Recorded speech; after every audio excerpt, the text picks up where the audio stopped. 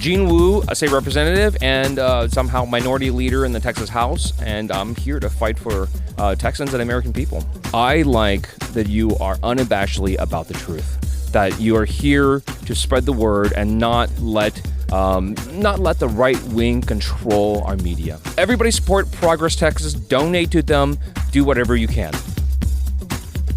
It's Wednesday, April 22nd, 2026, and this is the Progress Texas Daily Dispatch, rapid response on the breaking news stories Texas progressives need to know. I'm Chris Mosier. Progress Texas amplifies progressive values, leaders, and actions through our no paywall podcasts and digital media. We reach millions of Texans monthly, and that's made possible by folks like you who invest in independent progressive media by Texans for Texans. Thanks so much to Jesse Bowie, Eric Hart, and Kelly Bryant for their ongoing sustaining support.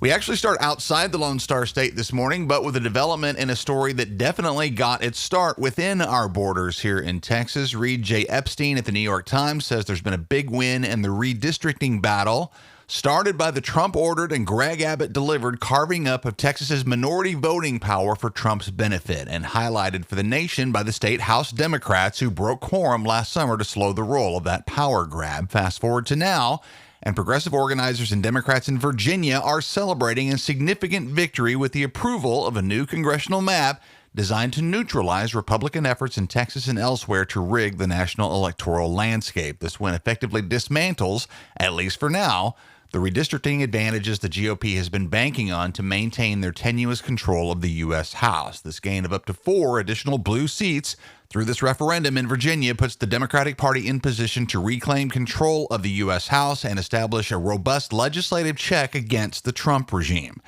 Meanwhile, back in Texas, Donald Trump's historically abysmal polling among Latino voters indicates that his redistricting scheme here may not work out to his liking after all, and all of this demonstrates that a properly mobilized electorate can successfully push back. We've got 195 days, y'all. Let's get it done.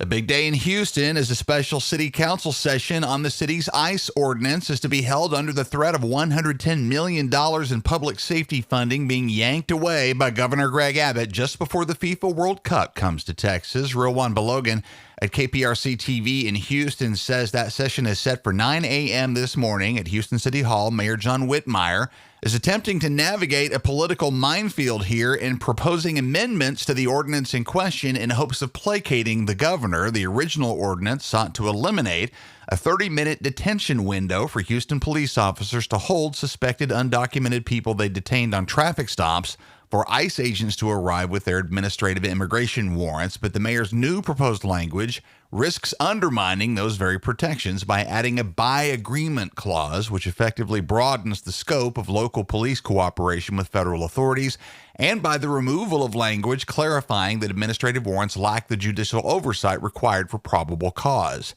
Council members, including Alejandra Salinas and Abby Kamen, have criticized the mayor for rushing this vote, noting that this new language could sneakily reinstate the police practices the council originally voted to abolish with this ordinance. They say Whitmire's amendment basically gives Houston law enforcement officers a blank check for prolonged stops of immigrant residents. A full copy of the current Houston ICE policy and Whitmire's revision are provided for your own personal crunching if you like. And the link from Click to Houston you'll find in the show notes. Meanwhile, Julian Aguilar at the Houston Chronicle notes that Governor Abbott has kept up the pressure on Houston city leadership since the deadline on all of this was postponed from last week to today.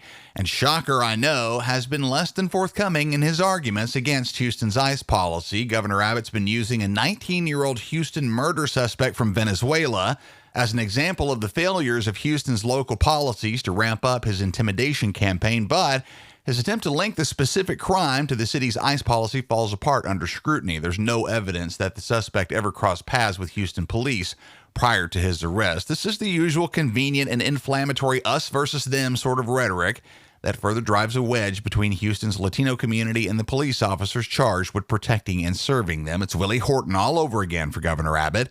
And that's frankly kind of lazy, you ask us. Again, that council meeting starts at 9, and there will likely be plenty to talk about in that regard by tomorrow morning.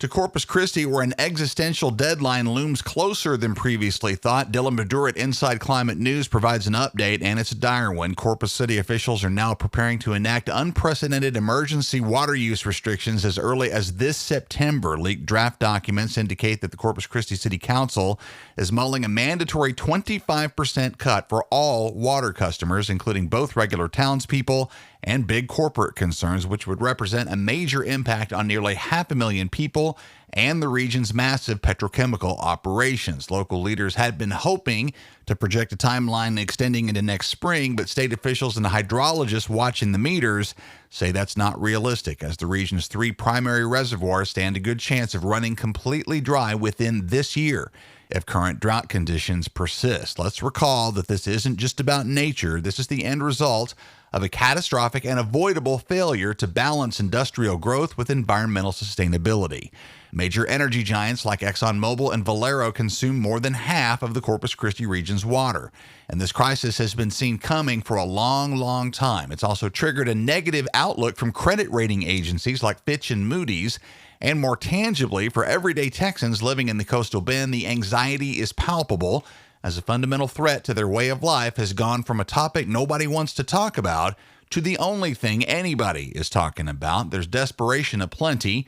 Groundwater is now being pumped at unsustainable rates, and toxic produced water from oil fields is being considered as a desperate supply alternative. Once again, Corpus Christi serves as a canary in the coal mine for the rest of the state. And as Robert Mace, executive director of the Meadows Center for Water and the Environment at Texas State University, puts it, quote, "No city in Texas has a plan for if its lakes go dry," unquote. Corpus Christi is just first in facing not only the shutdown of its economic engine, but potentially the evacuation of its population, all within the next few months. Yet another sign that 30 years of Republicans putting profit ahead of people has officially caught up with all of us in Texas, and it's time to make a change.